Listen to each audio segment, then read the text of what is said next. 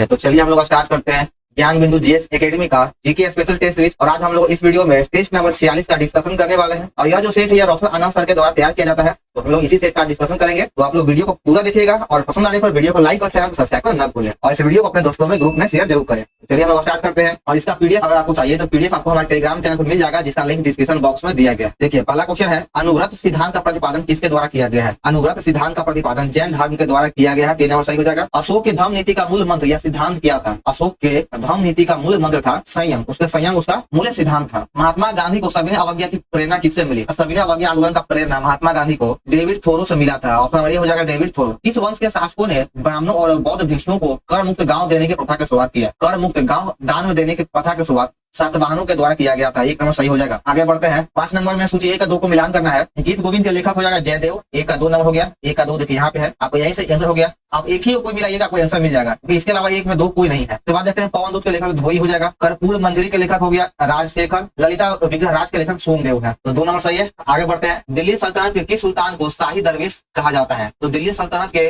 नसरुद्दीन महमूद को शाही दरवेश कहा जाता है। नसरुद्दीन महमूद को शाही दरवेश कहा जाता है। वह कौन सा इतिहासकार था जिसने पानीपत का तीसरा लड़ाई स्वयं देखा था? पानीपत का तीसरा लड़ाई काशीराज पंडित ने स्वयं देखा था। 4 नंबर सही हो जाएगा। पानीपत का प्रथम युद्ध 1526 ईस्वी में हुआ था, दूसरा युद्ध 1556 ईस्वी में हुआ और तीसरा युद्ध 1761 ईस्वी में हुआ था, अमसा अब्दाली और मराठा के बीच में। इसको काशीराज पंडित ने देखा था। हिंदू मनसबदारों की संख्या किस मुगल शासक के समय में सबसे अधिक था?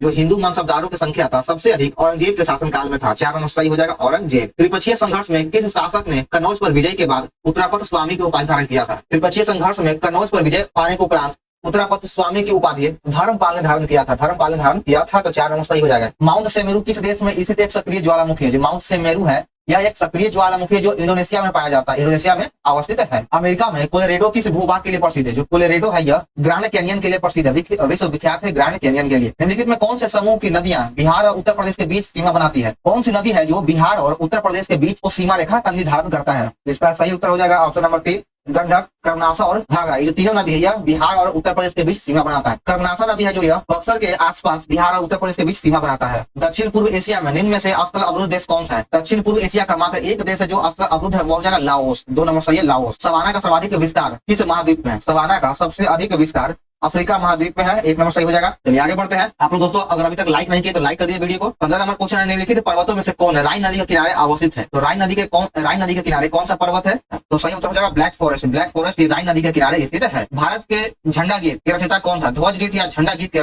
रचयिता श्यामलाल गुप्त पार्षद है। 3 नंबर सही हो जाएगा श्यामलाल गुप्त पार्षद। निम्नलिखित में किसका मिलान सुमेलित नहीं, यानी किसका मिलान गलत है? गलत को चुनना है। हरा ग्रह किसको कहते हैं? तो यह सही है। हरा ग्रह अरुण को कहा जाता है, बिल्कुल सत्य है। छलेदार ग्रह शनि है, सही है। लाल ग्रह मंगल को कहा जाता है, यह भी ठीक है, बात है। प्रातः या संध्या का तारा, भोर का तारा या सांझ का तारा बुध को कहते हैं, नहीं बिल्कुल गलत है। सांझ का तारा और भोर का तारा शुक्र को कहा जाता है, तो 4 नंबर ही मिलान गलत है। भारत में किस क्षेत्र में ग्रीष्मकालीन मानसून सबसे पहले होता है? ग्रीष्मकालीन मानसून कहने का मतलब है जो दक्षिण पूर्वी मानसून को ग्रीष्मकालीन मानसून कहा जा रहा है। तो यह सबसे पहले केरल में आता है, तो केरल तो ऑप्शन है नहीं, तो देखिए यहाँ पश्चिमी घाट है, तो ऑप्शन 3 सही हो जाएगा। विदेशी व्यापार को बढ़ावा देने के लिए भारत में विशेष आर्थिक क्षेत्र की स्थापना किस देश के तर्ज पे किया गया है? जो विशेष आर्थिक क्षेत्र है सेज, ये किस देश के तर्ज पे किया गया? तो यह चीन के तर्ज पे किया गया है। डायमंड रिंग की घटना देखिएगा ये कब? पूर्ण सूर्य ग्रहण के शुरुआत में, बिल्कुल गलत है। पूर्ण सूर्य ग्रहण के अंत में, यह भी नहीं होगा। आगे बढ़ते हैं, आगे ऑप्शन को देखते हैं। जो पूर्ण सूर्य ग्रहण है वह पूर्ण सूर्य ग्रहण के समय केवल परिधि क्षेत्रों के समतलता निशान के साथ दिखाई देता है, तो 3 नंबर इसका सही हो जाएगा। आगे 21 नंबर, सुएज नहर ने किस 2 स्थलों या महाद्वीपों के मध्य दूरी को कम कर दिया था? जब सुएज नहर बना, यह भूमध्य सागर और लाल सागर के बीच में बनाया गया था, तो यह जो था इसके बनने से यूरोप और दक्षिण एशिया के बीच के दूरी बहुत ही कम हो गया था, तो 1 नंबर सही है। परशुराम कुंड मेला का आयोजन किस राज्य में किया जाता है? परशुराम कुंड मेला का आयोजन अरुणाचल प्रदेश में किया जाता है, 2 नंबर सही हो जाएगा। आगे बढ़ते हैं दोस्तों। प्रोटेम स्पीकर का कार्य क्या होता है? प्रोटेम स्पीकर का कार्य होता है जब लोकसभा का चुनाव होता है, तो जब कोई बहुमत दल का पार्टी जब चुन लिया जाता है, तो सबसे पहले प्रोटेम स्पीकर को चुना जाता है, और उसका कार्य होता है सदस्यों को शपथ दिलाना ही उसका मेन काम होता है। तो अभी 18वीं लोकसभा के जो स्पीकर चुने गए थे वो थे भर्तृहरि महताब। यदि भारतीय संघ में एक नए राज्य का सृजन किया जाता है तो संविधान की किस अनुसूची का संशोधन करना आवश्यक है? जब नया कोई राज्य सृजन किया जाएगा तो हमारे भारतीय भारतीय संविधान के प्रथम अनुसूची में संशोधन किया जाता है। 4 नंबर सही है। और अगर बात करें कि नए राज्य का सृजन, तो इसका अनुच्छेद 3 में किया गया, इसका उल्लेख अनुच्छेद 3 में रहेगा। देखिए एक बात और आप जान लीजिएगा कि जब कोई नए राज्य का सृजन किया जाता है उसमें अनुच्छेद 1 और अनुच्छेद 3 में संशोधन होता है। इसमें अनुच्छेद 1 और 3 दोनों में संशोधन किया जाता है। निम्नलिखित में कौन भारत को धर्मनिरपेक्ष राज्य वर्णित करता है? भारत को धर्मनिरपेक्ष हमारा संविधान की प्रस्तावना प्रस्तुत करता है। 2 नंबर सही हो जाएगा। भारतीय संविधान सभा के उद्घाटन अधिवेशन की अध्यक्षता किसके द्वारा किया गया था? भारतीय संविधान सभा का पहली बार चुनाव जुलाई अगस्त 1946 में हुआ था और इसका प्रथम बैठक 9 दिसंबर को हुआ और इसमें जो पहला जो अध्यक्ष चुना गया था अस्थायी अध्यक्ष डॉक्टर सचिदानंद सिन्हा को बनाया गया था। यही आपका ऑप्शन नंबर 2 सही हो जाएगा। और डॉक्टर राजेंद्र प्रसाद को पहला अस्थायी अध्यक्ष बना दिया गया था। और ये जो अस्थायी अध्यक्ष बनाने का जो परंपरा है यह फ्रांस से ग्रहण किया गया है, तो इसको भी खासकर नोट कर लेते हैं। आगे देखिए कि भारतीय संविधान के अनुच्छेद 25 में प्रयुक्त हिंदू शब्द किससे सम्मिलित नहीं करता है? तो यह पारसियों को सम्मिलित नहीं करता है। 3 नंबर सही हो जाएगा। उप प्रधानमंत्री पद का सृजन कब हुआ था? क्या उप प्रधानमंत्री पद का सृजन हमारे मूल संविधान में है? तो बिल्कुल नहीं है। मूल संविधान में उप प्रधानमंत्री का जिक्र नहीं किया गया है। यह बल्कि उप प्रधानमंत्री को सत्तारूढ़ी सरकार के द्वारा सत्ता को चलाने के लिए इसका पद का सृजन किया गया था। ये संविधान के प्रावधानों से हटकर हुआ था। ऑप्शन नंबर 2 सही हो जाएगा। युग है कि यह फुसलाने के लिए किया जाता है कि जब कोई पीएम बन गया और पीएम के लिए कोई और भी युग है या दावेदार है तो उसे उप प्रधानमंत्री बना दिया जाता है। तो बस 2 नंबर सही हो जाएगा। बंदी बनाए गए व्यक्ति के मौलिक अधिकारों की रक्षा किस अनुच्छेद से प्रदान किया जाता है? मौलिक अधिकारों की रक्षा बंदी बनाए गए व्यक्तियों के लिए इसका उल्लेख है अनुच्छेद 22 में। ऑप्शन नंबर 4 सही है। अनुच्छेद 22 में इसका उल्लेख किया गया है। निम्न में से कौन नागरिकता के अर्जन हेतु शर्तों को नियत करने के लिए सक्षम है? तो इसका सीधा से आंसर हो जाएगा ऑप्शन नंबर डी संसद। संसद ही नागरिकता के शर्तों को नियत करता है। आगे 31 नंबर निम्नलिखित में किसको संविधान द्वारा मौलिक अधिकारों को लागू करने की शक्ति दिया गया है? संविधान के द्वारा मौलिक अधिकारों को लागू करने का अधिकार सिर्फ और सिर्फ सर्वोच्च न्यायालय एवं उच्च न्यायालय को ही है। तो ऑप्शन नंबर 4 सही है। मौलिक अधिकार का उल्लेख भाग 3 में किया गया और अनुच्छेद की बात कर लेते हैं अनुच्छेद 12 से लेकर 35 तक है। और मौलिक अधिकार वाद योग्य है, यह भी बहुत ही इंपॉर्टेंट है क्योंकि पूछ लिया था कि मौलिक अधिकार वाद योग्य है या नहीं, तो यह वाद योग्य है। मौलिक अधिकार को लागू करने का अधिकार सिर्फ और सिर्फ सर्वोच्च न्यायालय और उच्च न्यायालय को ही है। ऑप्शन नंबर 4 सही हो जाएगा। भारत में संघ राज्यों का प्रशासन किसके द्वारा होता है? भारत में संघ राज्य यानी शासित राज्यों का प्रशासन राष्ट्रपति के आदेशानुसार चलाया जाता है। तो 1 नंबर सही हो जाएगा। सोनार निम्नलिखित के द्वारा प्रयोग में लाया जाता है। जो सोनार है वह 9 संचालकों के द्वारा उपयोग में लाया जाता है। और आपका सेट में इसका आंसर गलत दिया गया है। सेट में इसका आंसर बी दिया गया जो सीधे तौर पे गलत है, कतई नहीं बी आंसर होगा। पोलियो का वायरस शरीर में प्रवेश करता है तो यह दूषित भोजन अथवा जल पीने से हमारे शरीर में पोलियो का वायरस प्रवेश कर जाता है। इंसुलिन में निम्नलिखित में कौन सी धातु पाया जाता है? इंसुलिन में कौन सा धातु होगा? तो इंसुलिन में जस्ता पाया जाता है। 3 नंबर सही है। आगे बढ़ते हैं। सेब का हृदय रोगियों के लिए विशेष महत्व है क्योंकि इसमें क्या पाया जाता है? जो सेब होता है वो कहा जाता है कि सेब खाने से हृदय रोगियों को हृदय संबंधी विकार नहीं होता है क्योंकि सेब में केवल पोटेशियम पाया जाता है। तो 4 नंबर सही हो जाएगा। लौंग में पाया जाने वाला सारभूत आधारभूत तेल निम्नलिखित में कौन सा है? तो लौंग में जो कौन सा आधारभूत तेल पाया जाता है तो सही उत्तर हो जाएगा यूजिनॉल पाया जाता है। यूरिया का संश्लेषण हमारे शरीर के किस अंग में होता है? तो यूरिया का संश्लेषण हमारे शरीर के यकृत में किया जाता है। तो 3 नंबर सही है। जब कोई व्यक्ति कोई जहर खा लेता है या कुछ भी अनावश्यक चीज खा लेता है उसकी मृत्यु हो जाता है तो पोस्टमार्टम की जांच के लिए यकृत में ही इसका पता चलता है। निम्नलिखित में कौन जैव उर्वरक के रूप में उपयुक्त होता है? जैव उर्वरक के रूप में एजोला, नीलहरी शैवाल और अल्फा अल्फा ये तीनों का उपयोग किया जाता है। तो सही उत्तर हो जाएगा 1, 2, 3। 4 नंबर सही है। आगे बढ़ते हैं कि ऑक्जेनोमीटर का उपयोग किया जाता है किसमें? ऑक्जेनोमीटर का उपयोग वृद्धि दर को मापने के लिए किया जाता है। वृद्धि दर को मापने के लिए किया जाता है। केब्स चक्र की क्रिया क्या है? क्रिया कहाँ संपन्न होती है? केब्स चक्र का जो क्रिया हुआ संपन्न कहाँ होता है? इसकी क्रिया माइटोकॉन्ड्रिया में संपन्न होता है। 2 नंबर सही है। सविनय अवज्ञा आंदोलन के बारे में निम्नलिखित में से कौन सा कथन सही नहीं है? आइए ऑप्शन देखते हैं। इस आंदोलन में हिंदू मुस्लिम एकता देखने को मिला, बिल्कुल गलत है। सविनय अवज्ञा आंदोलन में हिंदू मुस्लिम एकता को देखने को नहीं मिला, बल्कि और कह सकते हैं कि हिंदू मुस्लिम एकता को असहयोग आंदोलन और खिलाफत आंदोलन में एकता को देखने को मिला। आंदोलनों को व्यापारिक समर्थन मिला, बिल्कुल सही है। इसमें व्यापारियों का समर्थन मिला। महिलाओं ने इसमें खूब बढ़ चढ़ के भाग लिया था। तो इसमें 2 और 3 सही हो जाएगा। 1940 में महात्मा गांधी के द्वारा शुरू किए गए व्यक्तिगत सत्याग्रह का तीसरे सत्याग्रही कौन है? देखिए कल के भी क्वेश्चन में सत्याग्रह से एक प्रश्न आया था तो उसमें पूछा गया कि बिहार के दूसरे सत्याग्रही कौन थे। और आज है कि भारत में 1940 में महात्मा गांधी के द्वारा किए गए व्यक्तिगत सत्याग्रह के तीसरे सत्याग्रही कौन है? तो सबसे पहले जान लीजिए कि पहला सत्याग्रही विनोबा भावे हो जाएगा। दूसरा सत्याग्रही अगर पूछ जाए तो उसमें जवाहरलाल नेहरू हो जाएंगे। और यहाँ पूछा गया तीसरे, तो तीसरा हो जाएगा ब्रह्मदत्त। ऑप्शन नंबर 3 सही है, ब्रह्मदत्त। तो काफी महत्वपूर्ण प्रश्न, बहुत इंपॉर्टेंट है कि 2 लोग बहुत जानता है कि पहला विनोबा भावे, सेकंड में जवाहरलाल नेहरू, लेकिन यहाँ पूछा तीसरा, तो तीसरा हो जाएगा ब्रह्मदत्त। भारतीय क्रांति की जननी किसे कहा जाता है? भारतीय क्रांति का जननी मैडम भीकाजी रुस्तम कामा को कहा जाता है। आपका 3 नंबर सही हो जाएगा। निम्नलिखित में किस रियासत पर अंग्रेजों के द्वारा कब्जा नहीं किया गया था? तो अंग्रेजों के द्वारा ग्वालियर पर कब्जा नहीं किया गया था। आपका देख लीजिए, ग्वालियर पर कब्जा अंग्रेज कभी नहीं कर पाया। बिहार में पंचायत चुनाव में महिलाओं को कितने प्रतिशत आरक्षण का प्रावधान दिया गया है? तो बिहार में महिलाओं को पंचायत चुनाव में 50% का आरक्षण दिया गया है। 4 नंबर सही है। मुद्रास्फीति के संदर्भ में निम्नलिखित कथनों में से कौन सही है?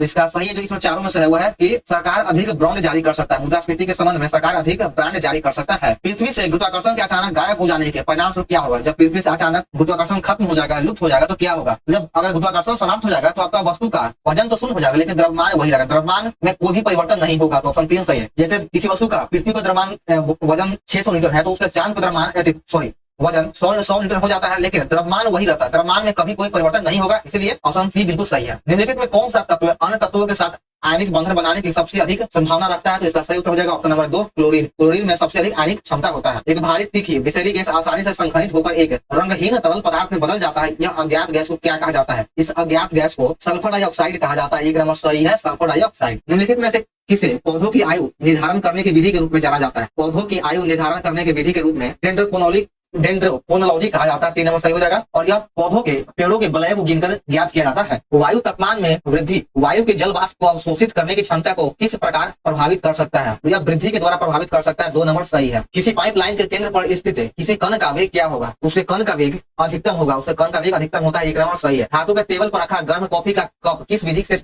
ठंडा होगा? तो जब कोई धातु के टेबल पर कोई कप गर्म कप रखा गया तो बहुत सी अधिक विधियों से ठंडा होगा, जैसे कि चालन, संवहन, विकिरण और वाष्पीकरण। कॉफी वाष्पीकरण विधि के द्वारा भी ठंडा होगा, कप चालन विकिरण के द्वारा भी ठंडा होगा, संवहन के द्वारा भी ठंडा होगा। तो ऑप्शन नंबर डी सही हो जाएगा। संपीड़ित प्राकृतिक गैस सीएनजी मुख्यतः किसका बना होता है? जो सीएनजी होता है यह मीथेन का बना होता है। 1 नंबर सही है मीथेन। धातु जो सरलता से ऑक्सीकृत हो सकती है हो जाती है उसको क्या कहते हैं? उसको एल्युमिनियम कहा जाता है। जो धातु आसानी से ऑक्सीकृत हो सकता है उसको एल्युमिनियम कहते हैं। ऑप्शन के अकॉर्डिंग सही है। निम्नलिखित में कौन सा बहुलक जैव निम्नलिखित नहीं किया जा सकता है? कौन सा बहुलक है जिसको जैव निम्नलिखित नहीं किया जा सकता है? तो जिसका सीधा सा आंसर हो जाएगा ऑप्शन नंबर डी पीवीसी। यह प्लास्टिक है। आधुनिक चर्म शोधन उद्योग में ऐसी कौन सी भारी धातु पाई जाती है जो विषैली होती है? तो इसका सही आंसर हो जाएगा ऑप्शन नंबर सी क्रोमियम। इस गवर्नर जनरल के काल में पंजाब को ब्रिटिश साम्राज्य में मिलाया गया था। तो पंजाब को डलहौजी के काल में मिलाया गया था। 2 नंबर सही लॉर्ड डलहौजी। इनमें से किसको डेजर्ट फॉक्स कहा जाता है? डेजर्ट फॉक्स जनरल रोमेल को कहा जाता है। 4 नंबर सही जनरल रोमेल। कलकत्ता विश्वविद्यालय किस शैक्षणिक रिपोर्ट के माध्यम से अस्तित्व में आया था? कलकत्ता विश्वविद्यालय वुड स्क्रैच के माध्यम से अस्तित्व में आया। 4 नंबर सही है। जिया तरंग आंदोलन कहाँ प्रारंभ हुआ था? जिया तरंग आंदोलन का शुरुआत मणिपुर में किया था। 3 नंबर सही है। इसका शुरुआत मणिपुर में किया गया था। निम्नलिखित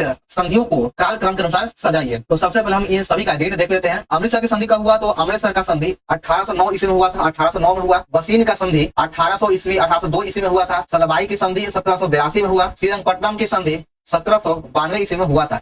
तो अब इसको सजाना काफी आसान हो चुका है। सबसे पहले हो जाएगा सलबाई की संधि 4 नंबर, उसके बाद श्रीरंगपट्टनम की संधि 3, फिर बसीन की संधि 2, फिर 1। तो 3 नंबर सही है। किस शासक का काल है रोमन सभ्यता का स्वर्ण काल कहा जाता है? किस शासक का काल है रोमन सभ्यता का स्वर्ण काल कहा जाता है? तो सही उत्तर हो जाएगा ऑप्शन 2 अगस्टस। अगस्टस का ही स्वर्ण काल कहा जाता है। इटली में फासिस्ट पार्टी का गठन कब किया गया था? फासिस्ट पार्टी का गठन 1919 में किया गया था। चलिए आगे देखते हैं। रूसी क्रांति के दौरान चेका का गठन किसने किया था? रूसी क्रांति कब हुआ था? तो यह रूसी क्रांति 1917 में हुआ था और इसके दौरान चेका का गठन लेनिन के द्वारा किया गया है। 1 हो जाएगा लेनिन। समाज में धन की वितरण की असमानता को कम करने में कौन सा कर सहायक होता है? तो धन की वितरण को असमानता को कम करने में प्रगतिशील कर ही बहुत ही ज्यादा सहायक साबित होता है। संरचनात्मक बेरोजगारी का कारण क्या है? संरचनात्मक बेरोजगारी का कारण है इसका सही हो जाएगा ऑप्शन डी अपर्याप्त उत्पादन क्षमता। अपर्याप्त उत्पादन क्षमता। आगे 69 नंबर की किसी राष्ट्र की राष्ट्रीय आय होती है क्या? उस राष्ट्र का राष्ट्रीय आय उत्पादन कार्यों का योगफल होता है। 2 नंबर सही है। किसी देश की आर्थिक वृद्धि की सर्वाधिक उपयुक्त माप क्या है? तो किसी देश का सबसे अधिक आर्थिक वृद्धि का सबसे उपयुक्त मापदंड प्रति व्यक्ति आय होता है। 1 नंबर सही है प्रति व्यक्ति आय। निम्नलिखित में कौन सा काली मुद्रा का अर्थ? काली मुद्रा यानी ब्लैक मनी।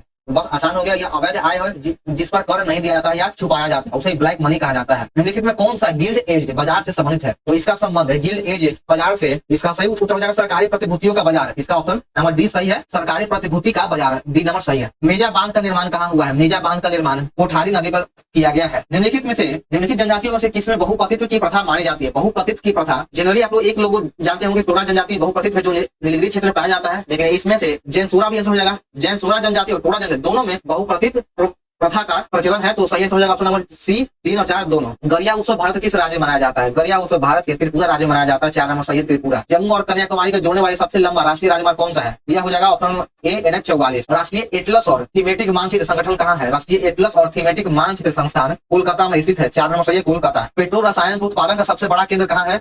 तो इसका सबसे बड़ा केंद्र जामनगर है, गुजरात में जामनगर। निम्नलिखित में से कौन सा कथन सम्मिलित नहीं यानी गलत है? किसका मिलान जो है यह गलत है? इसका 2 नंबर में गलत है। ज्वालामुखी जम्मू कश्मीर बिल्कुल गलत है, यही मिलान गलत है। आगे देखिए कि वर्ष भर बोई जाने वाली फसल कौन सी है? इसमें से ऑप्शन के अकॉर्डिंग हो जाएगा मक्का। मक्का को हम लोग सालों भर बो सकते हैं, बाकी और कोई नहीं है। केपी गोपाल किस राज्य की लोक नृत्य शैली है? तो केपी गोपाल जो हो जाएगा यह असम का लोक नृत्य शैली है। बिहार के उस क्रांतिकारी का नाम बताइए जिसने सितंबर 1928 में हिंदुस्तान सोशलिस्ट रिपब्लिक आर्मी का बैठक में भाग लिया था। तो सही उत्तर हो जाएगा ऑप्शन नंबर 1 फरीदनाथ घोष। फरीदनाथ घोष। किसी कंप्यूटर के प्रोग्राम में बच्चों द्वारा उपयुक्त भाषा प्रायः कौन सा होता है? बच्चों के द्वारा प्रयोग किया गया भाषा हो जाएगा लोगो। ऑप्शन 3 सही लोगो। भारत का पहला डिजिटल गाँव कौन सा है? भारत का पहला डिजिटल गाँव अपोदरा है। अपोदरा हो जाएगा सही आंसर 3 नंबर है। आगे देखिए 85 नंबर में कहा गया कि सुप्रसिद्ध बृहदेश्वर मंदिर किस स्थान पर स्थित है? यह तंजावुर तमिलनाडु में स्थित है। 1 नंबर सही हो जाएगा। भारतीय मुद्रा में कितनी भाषाएं हैं? भारतीय मुद्रा में यानी भारतीय रुपये के नोट में 17 भाषाओं का उपयोग किया जाता है। 3 नंबर सही है 17। भारत के राष्ट्रीय कैलेंडर को डैश कैलेंडर के रूप में जाना जाता है। तो भारत का है जो कैलेंडर वो सब कैलेंडर है। ऑप्शन ए सही है। आगे बढ़ते हैं। हम्पी में स्मारकों का समूह एक महत्वपूर्ण है, किसका केंद्र? जो हम्पी में स्मारक है वह हिंदुओं का एक महत्वपूर्ण केंद्र बिंदु है। इसरो ने भारत का पहला उपग्रह बनाया, जिसको क्या कहा जाता है? इसरो का पहला उपग्रह आर्यभट्ट। ऑप्शन ए सही है, आर्यभट्ट। आगे बढ़ते हैं। गेटवे ऑफ इंडिया किसके द्वारा बनाया गया था? Gateway of India George Wittet के द्वारा बनाया गया है। 2 नंबर सही है, जॉर्ज विटेट। अगला प्रश्न है कि United national party of freedom party किस देश के प्रमुख राजनीतिक दल है? ये जो दोनों पार्टी है यह श्रीलंका का है। दोनों हो जाएगा श्रीलंका। उत्तर प्रदेश की पहली महिला मुख्यमंत्री कौन बनी? तो उत्तर प्रदेश की पहली महिला मुख्यमंत्री सुचेता कृपलानी को बनाया गया था। 4 नंबर सही है, सुचेता कृपलानी। किस शहर को सिटी 7 पहाड़ियों का शहर कहा जाता है? 7 पहाड़ियों का शहर रोम को कहा जाता है। 1 नंबर सही है, रोम। वायुमंडल के सबसे ठंडे परत कौन से है? वायुमंडल का सबसे ठंडा परत हो जाएगा मध्यमंडल। ऑप्शन 2 सही हो जाएगा, मध्यमंडल। किसी नदी के प्रदूषण स्तर की माप किसमें किया जाता है? तो किसी नदी के प्रदूषण स्तर का माप बीओडी से किया जाता है। 3 नंबर सही है, बीओडी। निम्नलिखित में किस वर्ष में भारत में क्षेत्रीय कार्यों और अंतर्राष्ट्रीय सहयोग के माध्यम से सभी आर्द्र भूमि के संरक्षण और बुद्धिमान आयु को बढ़ावा देने के लिए रामसर सम्मेलन लागू हुआ था? तो ये जो रामसर सम्मेलन था यह 1882 में लागू किया गया था, सम्मेलन हुआ था। आगे बढ़ते हैं। 97 नंबर में कहा गया कि निम्नलिखित में कौन सा देश अंतर्राष्ट्रीय क्रिकेट नहीं खेलता है? जो अंतर्राष्ट्रीय क्रिकेट है वह जापान के द्वारा नहीं खेला जाता है। 1 नंबर सही है। किस खिलाड़ी का उपनाम डेनिस द मिनोस है? यह आंद्रे अगासी का उपनाम है, आंद्रे अगासी का उपनाम है। क्यों किस खेल से संबंधित? क्यों खेल का संबंध बिलियर्ड्स से है। 4 नंबर सही है, बिलियर्ड्स। इस सेट का हमारा अंतिम प्रश्न है कि हाल ही में खबरों में रहा घोड़बंदर किला किस राज्य में है? घोड़बंदर जो किला है वह महाराष्ट्र राज्य में है, महाराष्ट्र राज्य में है घोड़बंदर किला। तो चलिए हमारा सेट नंबर 46 समाप्त होता है। अगर कुछ इससे मिस्टेक हो जाता तो आप जरूर बताइएगा। और सबसे पहले आप लोग वीडियो को पसंद आए तो वीडियो को लाइक कर दीजिए और चैनल को सब्सक्राइब करना ना भूलें। और इस वीडियो को अपने दोस्तों, अपने भाई, अपने ग्रुप में शेयर जरूर करें। तो चलिए मिलते हैं हम लोग नेक्स्ट वीडियो में।